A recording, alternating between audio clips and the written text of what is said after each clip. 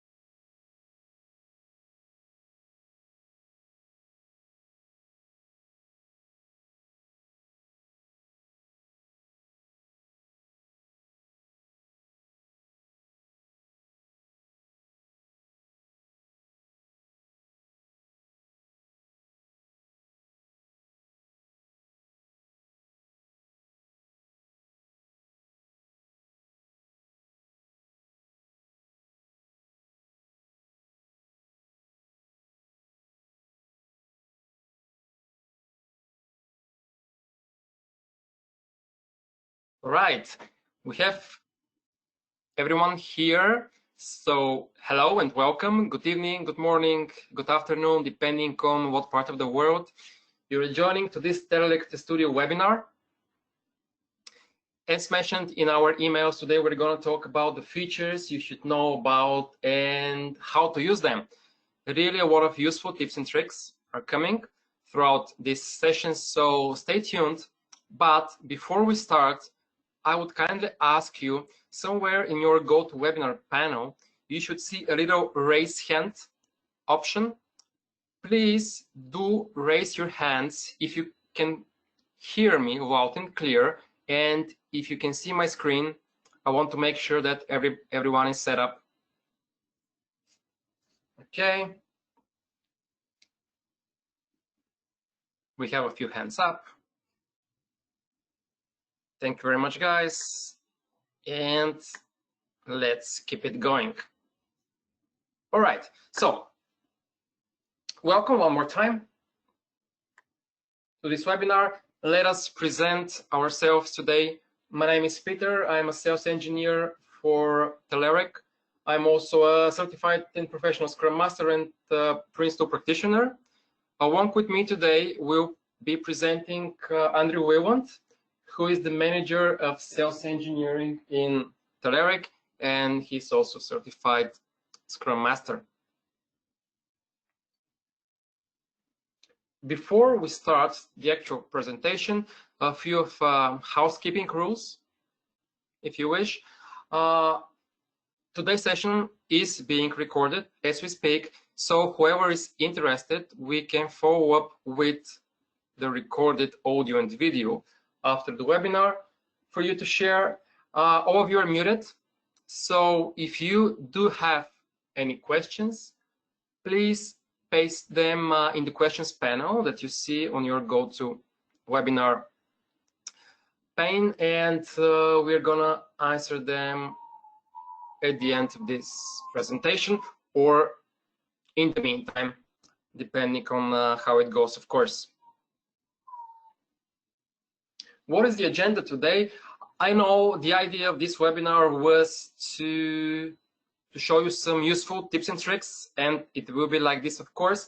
But as we just had a new release for TestStudio, literally we just had a new release yesterday evening, I would spend a few minutes just to inform you what's the latest and greatest with this tool and what we have released.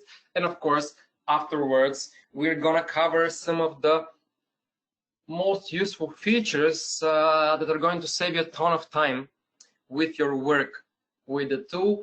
And you can see them on your screens quickly. This is the element highlighter, especially when it comes to verifying your tests.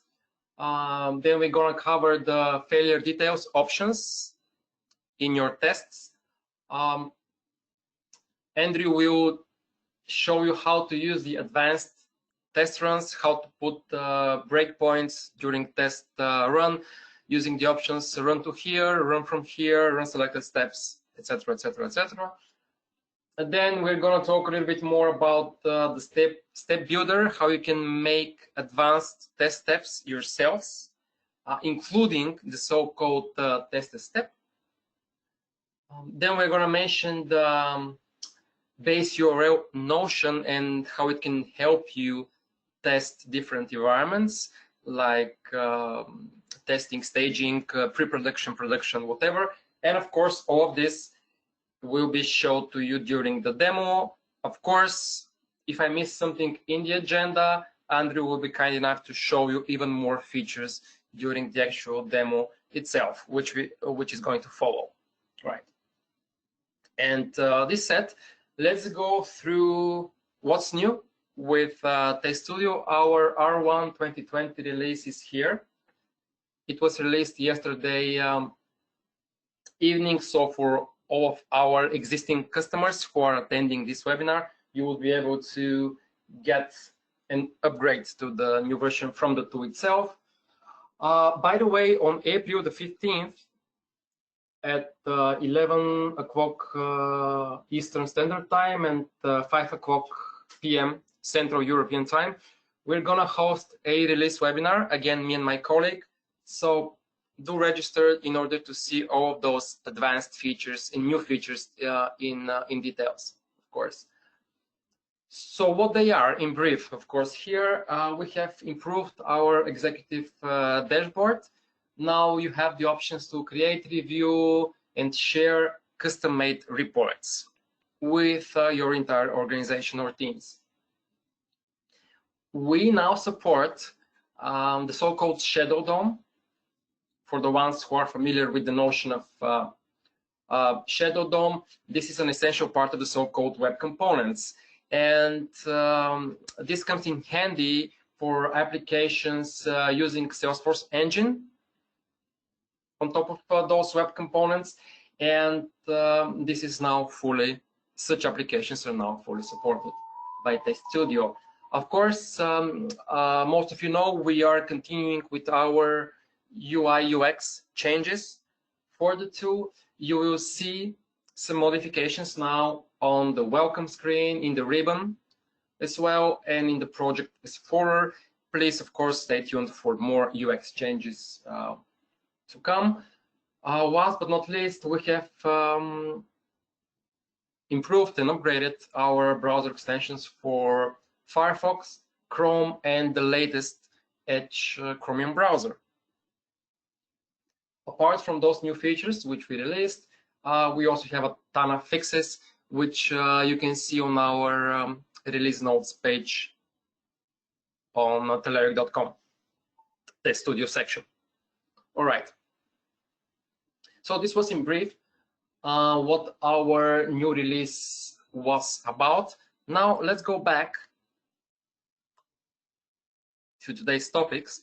And what you see on your screens is a little diagram which shows you that before you actually start to code, what you could do to save your life, as we like to joke about, using TestStudio point-and-click recorder to build your automation tests.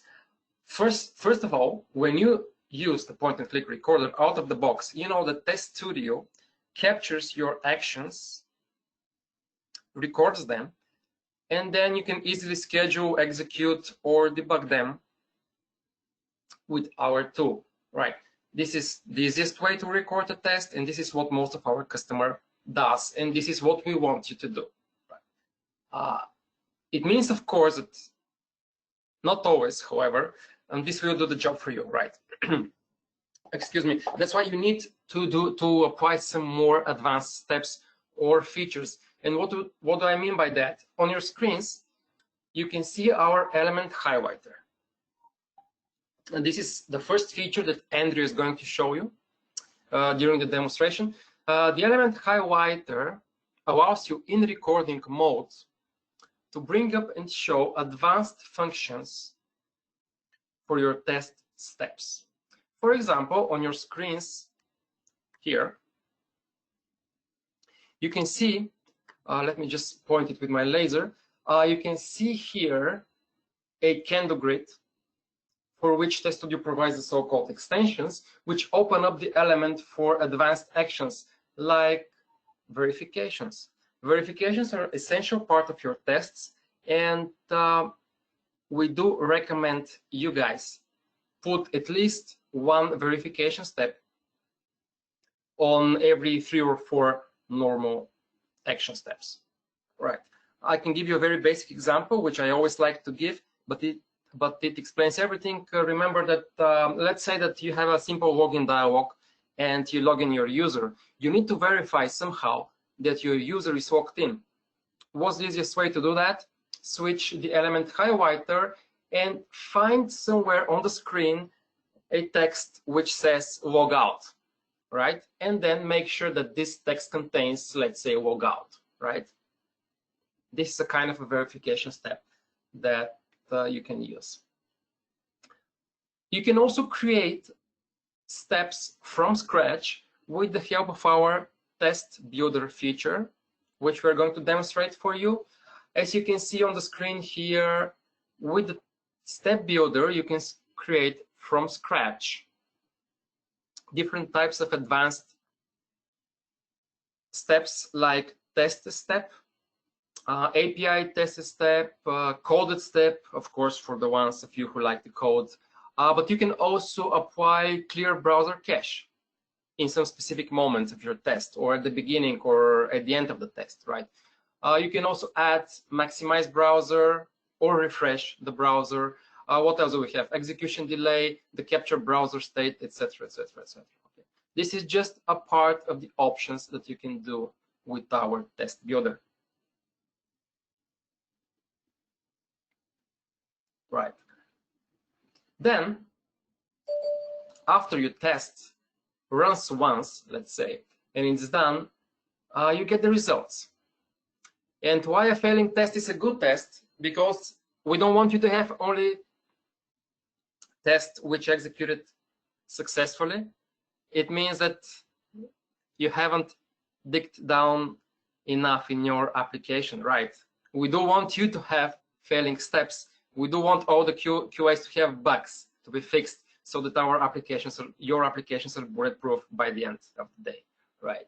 And a lot of people actually we're talking to sometimes miss this little icon here, you can see, which shows you that once a step fails in your test, it can be clicked with a single left click of the mouse, and it can bring you a lot of details.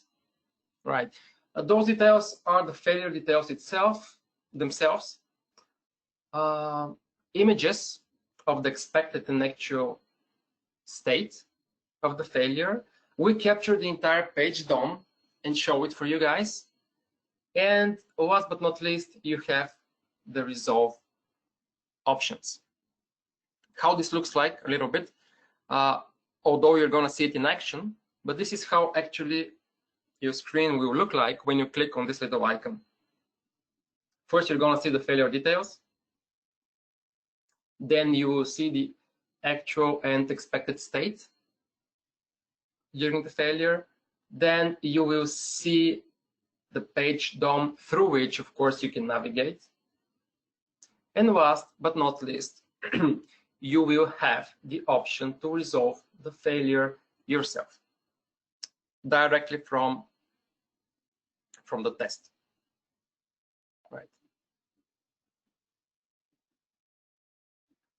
At the beginning of this presentation, I was talking about the advanced test runs and how they can help you debug, let's say, your test in real time. So let's say you have 100 tests, right? And you need to run them.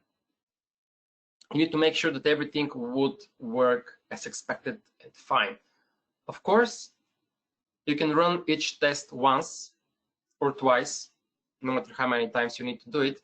It will execute, and then you need to start from the beginning if you have a problematic step. So with our advanced run features, you have the ability to kind of pause your tests in the middle of the execution, in the middle of the run, and add new steps if you wish, or find a problematic element if you wish, or change something on the spot. How does it happen? So you see here, I have a test. By right-clicking on a specific step, I have the options to run and execute the test to this step, from this step onwards, or if I control and select multiple steps, I have the option to run those selected steps in order to quickly check if everything is fine with them. So what's the benefit that this feature gives us? Let's say that this test that you see here fails somewhere on steps 5 or 6, or even 4, right? I need to check what the problem is. And the easiest way to do that is select the problematic step or the one before it. It depends really on your case. Right-click and choose Run to Here option. The test will execute only those steps up until the selected step, and the recorder, the point-and-click recorder, will be opened along with the element repo on your screens in order for you to debug and see what's going on. And as you already know, part of this recorder is also the element highlighter, which you can use while you are live in your test execution. Along with that, of course, you have the custom actions and verifications in the step builder that you can also use while you execute your test.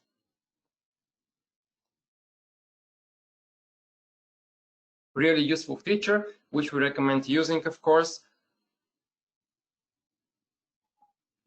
What comes next is the so-called notion of test step. Remember, we were talking about the step builder. Test step option is part of our test step builder that you can use. And again, I'm going to give you a very simple but important example what a test step is. Think of it as a test modularization, right? Let's say you have an application and you need to start always with login, simple login, where you can where you need to input your username and password. Okay. So throughout all of your, let's say, 100 tests, you need to add those login steps by inputting your username and password or whatever scenario you have for login. Then if your username or your password of the test user changes, it means that you need to go all over those 100 tests and change the details, which will take you a lot of time, and this is not the idea of automation, right? That's why you can create the login test once by having two simple tests, two simple steps, sorry, input username, login, click login button or whatever, and then save those 2 or 3 steps from the step builder as a test of step, which later on you can add throughout your tests. As you can see here, I have a sample scenario. I have the first step to clear browser cache, and I execute the test step, which is called login, right? It means that if my username or password changes, I'm going to change those details only once in this test step, and it will be automatically applied throughout all of my other remaining tests, thus sparing me a lot of time. All right. So this was in brief what today's demo is going to be about. Of course, now comes the more important part, so you can see all of those features and even more in action. Just give me a second so I can transfer the show to my colleague Andy, and he can kick it on from there. Stay tuned. Thanks, Peter. Hopefully everybody can hear me okay. And just a moment, we'll switch over to my screen here.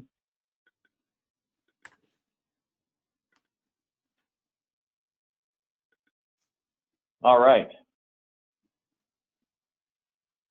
Just check here. It looks like everybody should be able to see my screen at this point. So just want to reiterate a few things Peter said.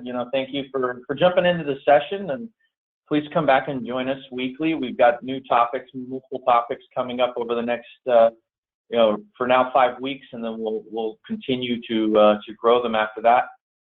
So feel free to come back and see us. You should be able to use the same link you used today to get back in. So we'll have more to come. So let me take you guys through and actually show you what Peter was able to kind of talk to you about, and show you kind of in practice and technique, how you would implement this stuff. So first and foremost, we're going to start from a brand new test here, just to jump in and give you the basic concepts and techniques of how do I record, right? So Peter talked about the element highlighter, but you can certainly go use the element highlighter to add verifications into your tests later. And actually, I'll show you some tips on how to do that when we get to our run to here segment. But if you can think about it in a test creation mode and use it during the test creation process, that goes even further. It'll make it a lot more easy for you.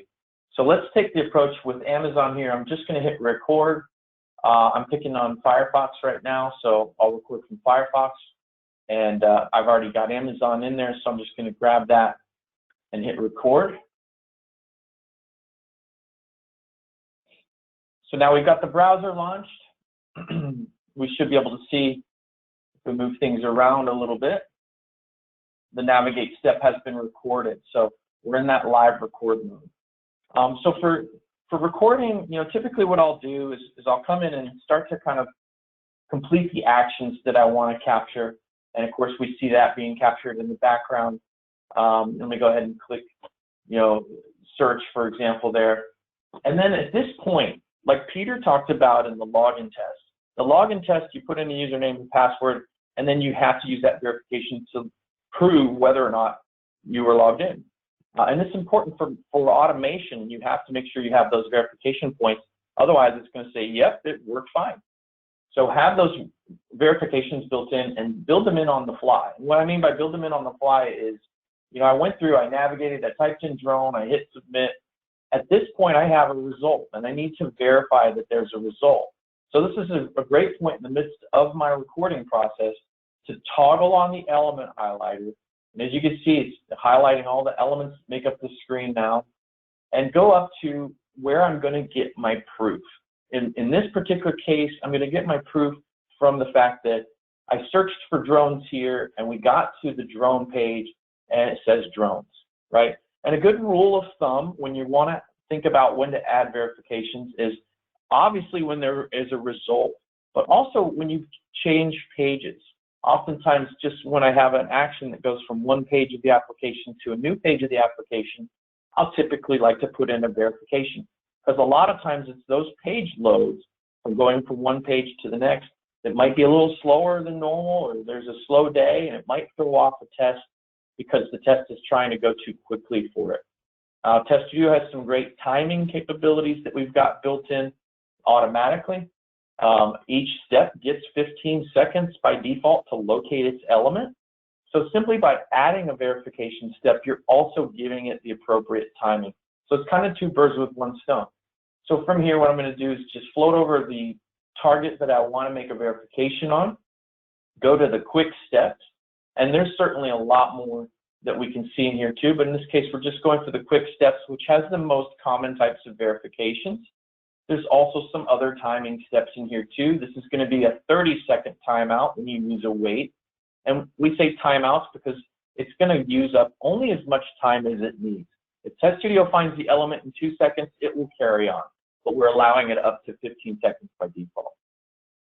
So very quickly, and then we'll also have extract, and we'll have another come back and see us in the future weekly webinars, because we are going to be covering this with extract and what that does to give you variables for data driving your tests.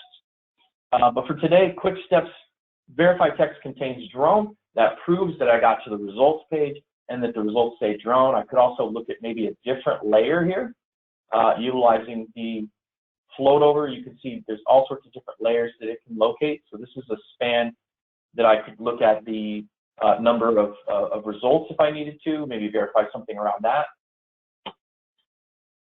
So that's really how on the fly, and then, I'll just toggle this off and I'll keep on going. So maybe I'll just go into this first element. I'm continuing to record. I changed pages here, so I'm going to toggle this back on and make sure maybe that this element has been, is visible. So I'll add another quick verification there.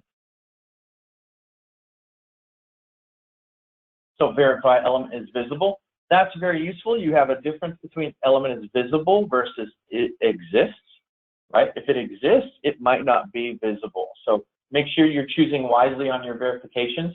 Oftentimes we might see something as a page is rendering exists before it's visible, and the test may advance too quickly for the application to actually keep up. So those are things that you can help by having those verifications.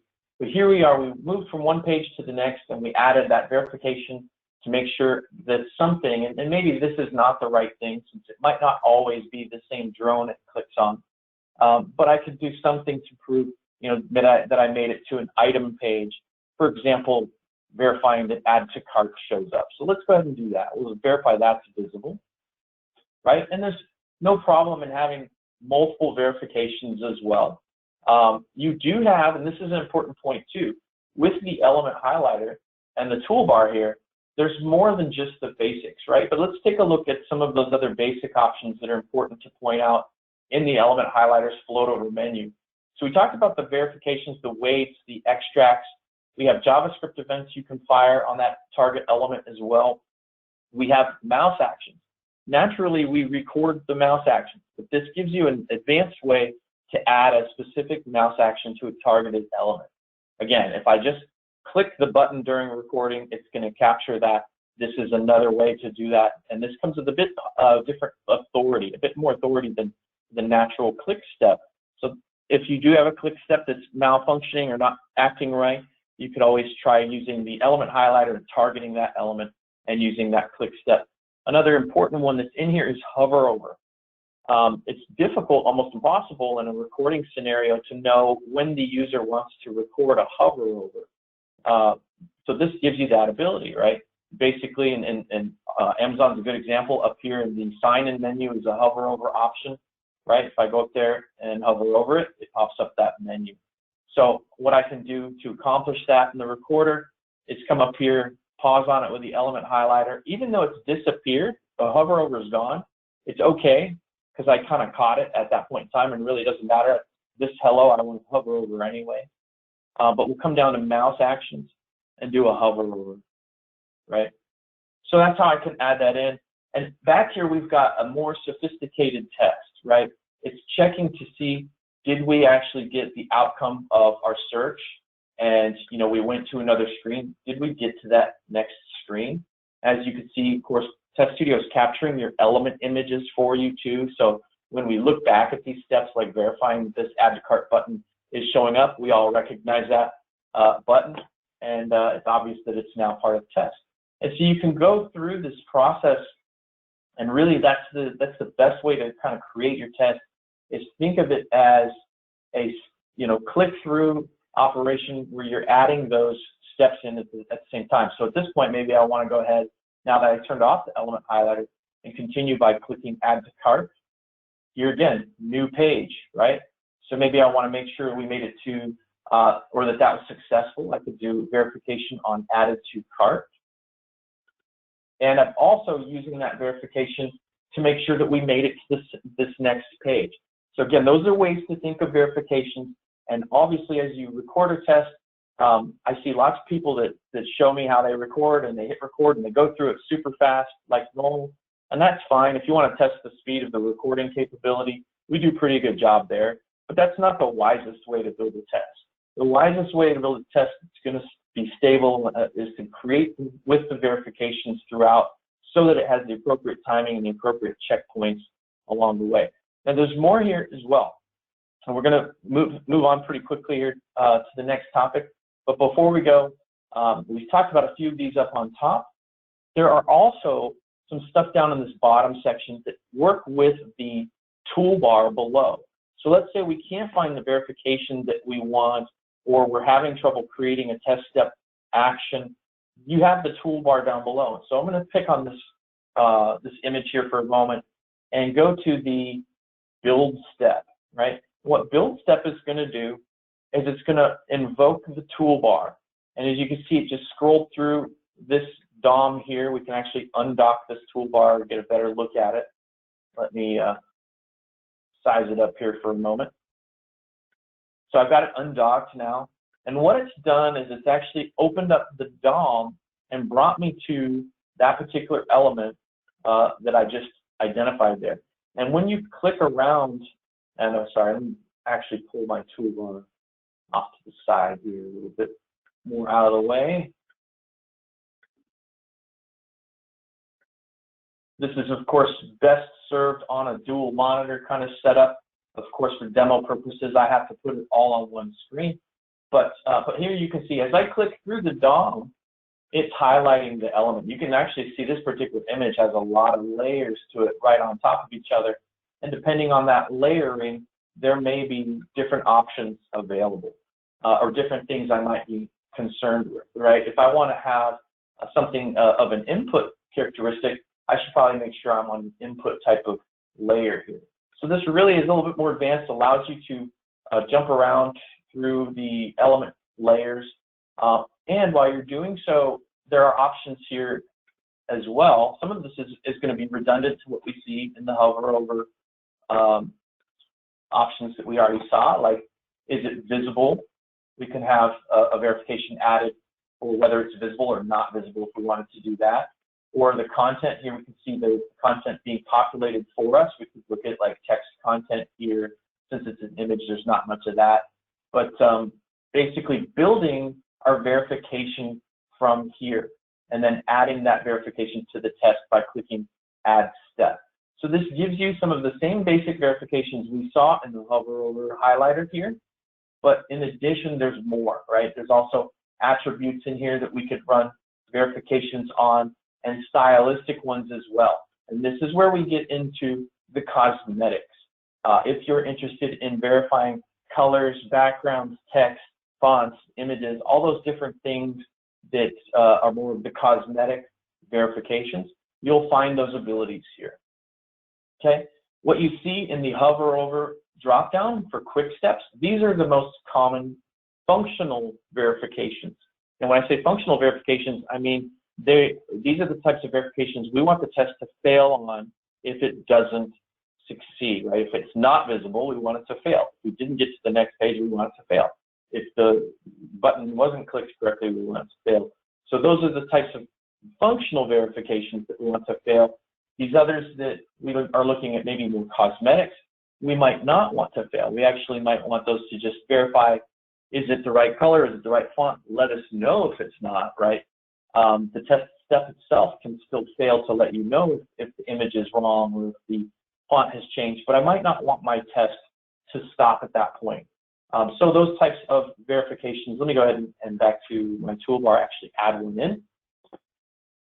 So we've got the, let's see, we'll go to attributes here, and it looks like I've got class, so I'll do an add step for that. So this type of step becomes one of those verifications, just like the other verification. But again, these other verification points were at more critical points in the test and proving that we got to other pages. This one is not necessarily, so I'm actually going to use another feature we call continue on failure. You'll also find this in the right-click menu of continue on failure, and also set breakpoint. We're actually going to transition into advanced testing and test troubleshooting here in a second and show you that. But for now, I'm going to set this as continue on failure. So as we're going through that recording mode, it's really that process of utilizing the recorder. And here I'm going to go dock this back and take my highlighter off. You know, you do have the ability to pause and resume recording too when you need to make sure you're not getting extra steps in there. And from here we can, you know, continue recording. So we basically have that ability to record and edit, add the verifications in, and that makes a better test, right? We're not racing the recorder to see how fast it can record our test and see how fast we can go as a user. We're creating a test that we hopefully never have to do manually again after this point, right? So be cognizant of that. So now I'm going to jump out and transition. That's really the element highlighter, how it works, and how you want to use it during test creation. But now let's take a look at a failing test and the failure details that Peter talked about. So here's a failing test. As we can see, we ran it locally. So that means I hit execute here. Alternatively, you might run it from a test list or from a build process, which is most likely interacting with the test list. But since I'm running it locally, it's what we call quick execution. This result data is available for me to look at. The log is here to look at as well. But this result data of this type of run is not going to show up on the results tab because this is what we call quick execution. It's here for you to debug and troubleshoot your tests. This is maintenance mode. So we don't want all of those failures showing up on our results. We basically just have that as a local, and every time we re-execute, it's going to replace that. So be careful, be mindful of that. But oftentimes during test creation, we might be finding bugs that we need to report. And it's important to note that you have step failure details. Whether your test step is a continue on failure or not, if it fails, it will provide step failure details. And that's here in this red X, where you can left click to open up those step failure details. And this shows you the failure actually occurred on the step where it was trying to verify the price of the item. And it says it couldn't find that. It wasn't that the price was necessarily wrong. It actually says it couldn't find the actual element, the price inside the buy box, and it's by its properties here. So this tells us a little bit about element find logic, the fact it couldn't locate it. It will kick in the image search if that's available. It couldn't find it by its image as well, and we'll be covering the new image capabilities and image search functionality in our upcoming webinar series. So again, come back and see us each week to learn more. But it couldn't find it there, so this gives us an overview of what happened. This also might show you some suggestions. It may come back and say, we couldn't find it by the ID logic, we couldn't find it by its image, but we tried in another backup search and we found it that way. So oftentimes there's 3 different backups that are trying to locate your elements, and it might provide suggestions. those suggestions will show up on your Resolve Failure tab. And Resolve Failure is all about it being the test at fault. If you found a bug in the application, I'm going to show you how to submit that. But a lot of times we have tests that fail because the test is broken, not the application.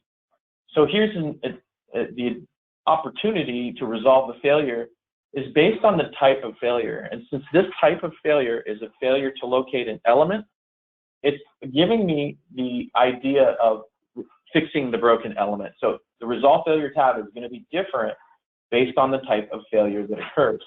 Since it's an element failure, it's saying, hey, here's the current element logic. Do you want to update this? I can update that, and this is where we would see suggestions if it was able to locate some suggestions. This time it was not. All right, moving on. So we also have the complete test log in here, the steps to reproduce the issue. This gives you your browser and version, your steps that passed, your steps that failed, your failure detail data here, and your timing as well, how long it took that test to run. This would also include the machine it ran against. If you go to do a test list execution, you'll also be seeing which machine, because you may have this running on multiple machines. All right. We also have the exception details here, just separated out. And we have images. And Peter covered this in the slide deck a little bit, but here you can see what was expected on the right and what actually happened on the left. The page DOM at the point of failure as well, we can go through and see. And this may not mean anything to a non-technical user. We have many of our users that are not that technical, and that's a great thing. Actually, the majority of our users are not that technical. This may not make a whole lot of sense to many users, but it's useful for the development team to be able to understand what was going on behind the scenes when that failure occurred. So it's very useful data. And overall, the step failure details automatically collects all of this data for you at the point of failure. So we have images, page DOM, all of those questions hopefully are answered as far as what did you do? What did you mean it to do? What actually happened? You know, all those different conditions and things as well. So failure details, this is very powerful information. It's one of the most important features of TestStudio, and the fact that from here I can solve the problem, I could export or copy the data, and I can even directly submit this bug. This one's actually going into Azure DevOps, so I can click submit, and I communicate my failure, my bugs into the development lifecycle. And actually over here, I just got word back that bug 140 was just created. So that's failure details, and an oftentimes overlooked capability. Lots of people look at the log, but they don't necessarily realize you got to click the red X. That's where the real great data is. The log is part of that. It is in there, but much more as well. All right, so moving on. So that's failure details. Next up, let's talk about how we would solve a failure and troubleshoot a little bit. We are going to have a session on troubleshooting in the future, so come back and see that. But just to show you a little bit of how I might go about this for this particular test, I'm going to show you a feature that's very useful, which is the run to here option. Now, why would you use this? This lets you jump into the middle of a test. It's a great way to get in to debug a test when a test is at fault, when a test is breaking. And so you'll see, first of all, that run from here and run selected steps are not, they're grayed out right now, right? They're not available. And that's because you need to be in a live recorder to be able to then use these other two. Well, guess what? Run to here always results in a live recorder. The other thing I'll tell you is once you do run to here, you don't need to do another run to here unless you close that recorder. So keep in that live record mode. I'm going to show you the technique here. So let's do run to here. This is going to execute steps 1 through 4, including 4. I get to pick my browser. I'm just sticking with Firefox for now. This will spin up the browser and execute the test, and then attach the recorder. The other beautiful thing about this process is, let's say there's a failure on step 2. If there's a failure on step 2, TestStudio will stop and attach the recorder at that point of failure. So this is a great way to pick up a test you haven't run in a while, go to the last step, for example, and do a run to here and see how far it goes. It's a great way to jump into this kind of troubleshooting mode. So now that I used run to here, you can see it executed steps 1 through 4. It's now got the recording marker, and you can move this recording marker around, but it has the recording marker there at step 4. What does that mean? That means that the next action I take over here on the recording browser is going to be inserted. Let's see if we wanted to click a link here. It's going to be inserted after step 4 and before step 5. So this is a way to jump in and add additional steps right in the middle of your test, or re-record something if you need to. So this gives you a lot of flexibility, a lot of power to be able to do that. Jump into the moment, jump into the actual point in time in the test itself, and then be able to continue building or rebuilding. Or we could even go to this step that was failing previously, right-click it, and if we go back to the run menu, you can see there's run from here, run selected steps now. So this is still one I was having trouble with. Let's go ahead and use run selected step and have it just run this one step for us on the fly.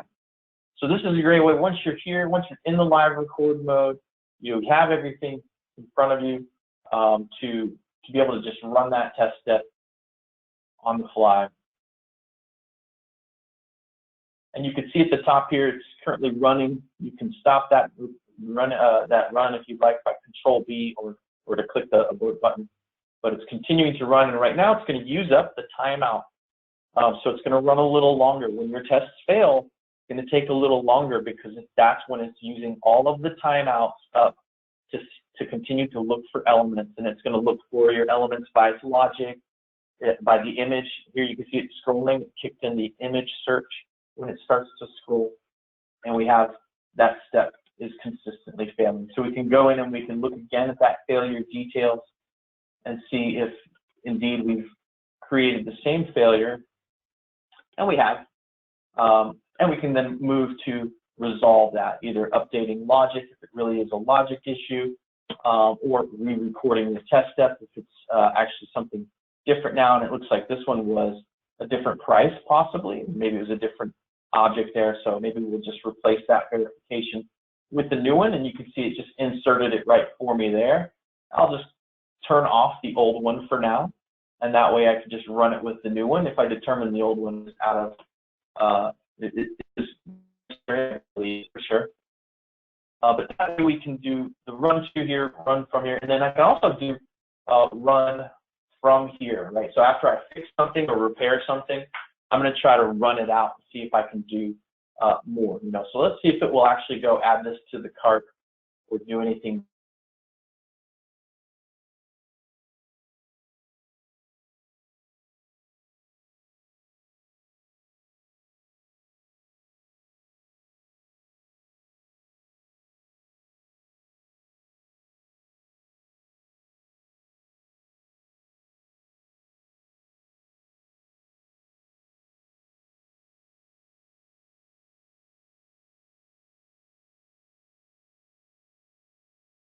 It's actually still trying to execute here. It looks like it ran down to step 9 and had a failure there. So we'll rinse and repeat. We'll keep going through that process of working through the test. And again, we'll do more troubleshooting in another session, but that's generally how you can work on it. Now think back to how we were building that test. When you're building that test with those verifications in to start with, the next thing I'll typically do after I construct a test is I'll run through it as I'm just showing you here with sort of a troubleshoot your way through the test and find out if you need to add more verifications or make adjustments to that test. So that's advanced test runs. Now Step Builder gives you a lot of capabilities over here. Some of this is redundant. So when we look at the recording toolbar and things like that, the highlighter has a lot of stuff in it for us as we saw. Things like adding verifications, mouse actions, JavaScript events, all that stuff, right? Well, over here in Step Builder, you'll see a lot of the same thing. Under Quick Actions, here's my click or enter text. And actually, let's pull this over so we have a little bit better view of it. Here we can see the verifications exist, visible content, attributes, right? So you have all of those. Now, this is actually working with, it can work instead of the recording highlighter, the element highlighter. So I don't necessarily have to be in the record mode, but what this works with is it works with existing elements. So that means at some point I've captured these elements, and these are the elements that we automatically captured during your recording process. They're added to your element repository over here, and you can see the image matches from what you see here to what I float over here. So that's that image backup that's helping us out. But basically, once you click on a particular test step, you are choosing the element, and you can actually see some of these options change. This check, for instance, when I click on this next one, it goes away. It's not available. Some of these options change depending on the type of element or the type of step that you're pointing at. But when you're pointing at a particular test step, you're pointing at element as well. And that's what's being used by Step Builder. So let's say I wanted to add another verification here. Maybe I want to verify that this button, this no thanks button, shows up before it clicks it, which is a nice way to add the right timing and pacing into my test. So I just simply highlight the test step that I want to, whose element I want to focus on, in this case, this one. And over here, I can do verification of exists or visible or content or whatever. I'll do visible. And this adds it into my test for me. And then you can actually just drag and drop that to reorder it.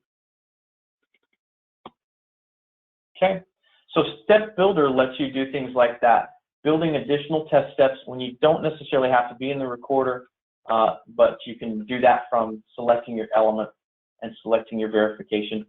There's a ton more, right? The common section in here has many, many helpful things. Peter talked about clearing the browser cache.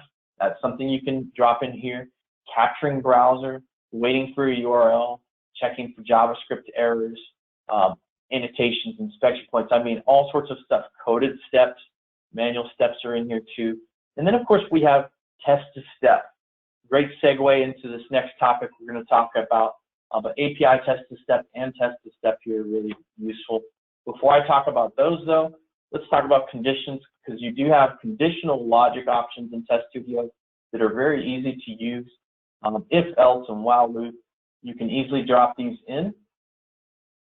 We'll have another session that goes into more details on these, but these will rely on verifications, right? So it goes back to making sure you have the right verifications in your test step.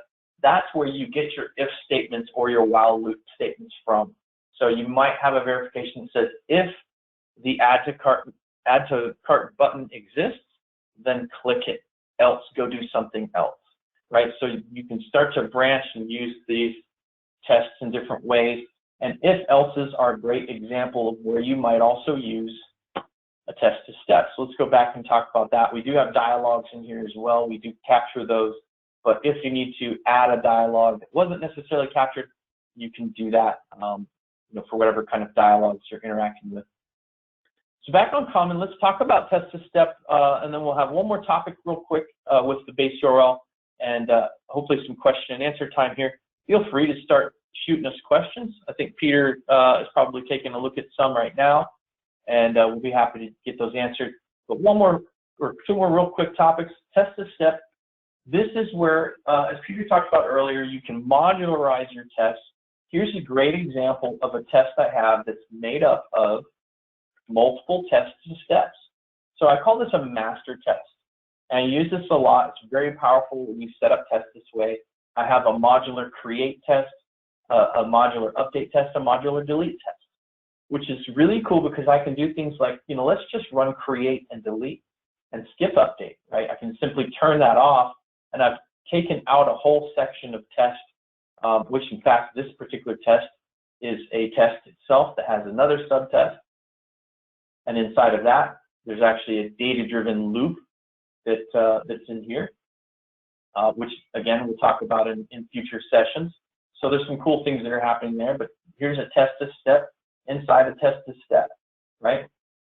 So you can build up tests like this. You can use test to step like this. The way it works, we're basically just going to click the test to step button, actually double click the test to step button, and then you're grabbing the components, you're grabbing the tests themselves. If you make your tests up to be kind of modular and you separate things like a login test, and login is a very, very powerful example of one that you might reuse over and over and over again. As I start a new test, I'm often saying, okay, first we got to log in.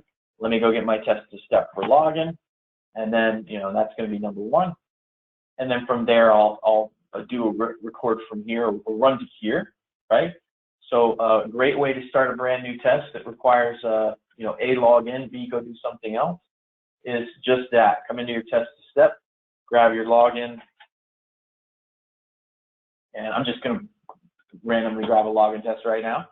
And then from here, I'll say, okay, I got my login test to step. I need to add to it. Run to here is going to get you logged in with the recorder attached. So that's where you start to use run to here from, right? So that's kind of the test to step idea. There's lots and lots more to test to step. You know, when we talk about the if else and things like that, you would use test to step inside of the ifs and the else branches. So there's a lot of really cool things you can do with that type of test approach. Lastly, I'm going to talk about base URL. And base URL takes us back to the project settings, which if I click on the project tab, you'll see the toolbar show up with the project settings. And here on the project settings, one of the first ones on the recording page is the base URL. You'll see a link here to the documentation, by the way. But base URL and compare mode are things to pay attention to. I like to get these set early in the project. Typically, I believe out of the box, this is going to be defaulted to full path and query. And there's a great description of, if you click into that documentation, it takes you through what that all looks like with the base URL, what it's looking at, what the query means, what the base part means, and all of that stuff. So this will describe it to you and what you might want to use. What I typically do is I use full path. This just means that we're going to ignore the query. And why is that important? It's important because as you're creating tests, you're recording elements, and those elements are being located under the pages, right? So if you see over here, you can see Wells Fargo page, user ID and password fields that belong to that, the employer Florida registration, home link, and form page. So everything's categorized under its pages. The way TestStudio recognizes the page is based on the compare mode. If it's being too specific, it might create duplicates. If it's looking for full path and query, you might get duplicate pages and duplicate elements.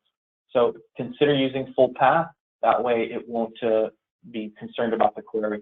And base URL here is so that you can create tests that are ready to run across multiple environments. And again, referring back to that documentation, there is a full example in here as well.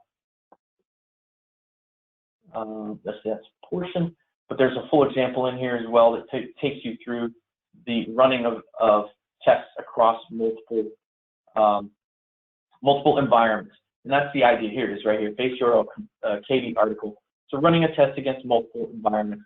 That's what base URL is all about.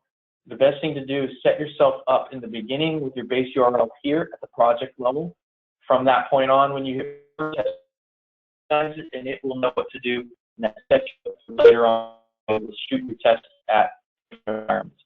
All right, I've talked a lot. I've shown you a bunch. I'm going to let us have a little bit of time here for question and answers.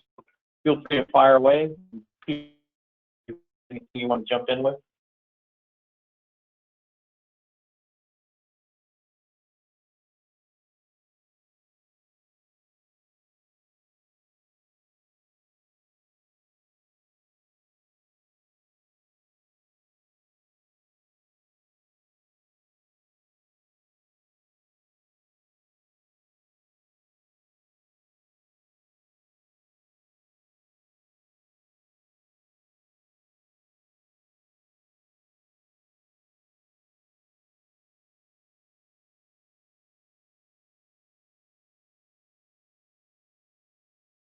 In the link that you got, you can register for the entire series. You know the drill, you know the presenters, and we hope that we'll be able to see you.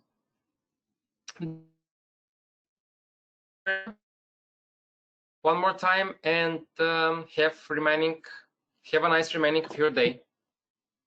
Or not. Peter, I did have one. I saw one question that wanted to give another answer to, or show at least. Is that okay? Sure. There was one question about the run selected.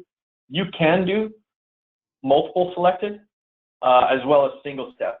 You just need to do multiple select. You just need to choose your one of the steps and go to the next. Hold down Shift while you click to get the group, and then if you do a run selected, it will run that group of steps. So I just wanted to give you that in addition to the other answer.